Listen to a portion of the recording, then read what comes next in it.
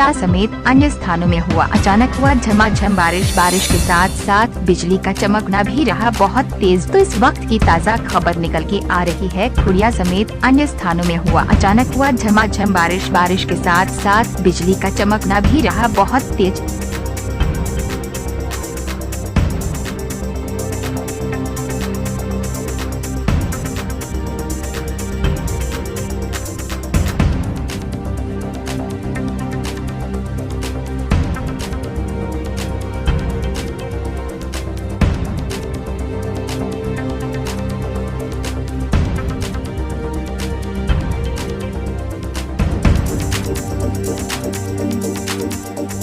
खुड़िया समेत अन्य स्थानों में हुआ अचानक हुआ झमाझम बारिश के साथ साथ बिजली का चमकना भी रहा बहुत तेज। तो इस वक्त की ताज़ा खबर निकल के आ रही है। खुड़िया समेत अन्य स्थानों में हुआ अचानक हुआ झमाझम बारिश के साथ साथ बिजली का चमकना भी रहा बहुत तेज।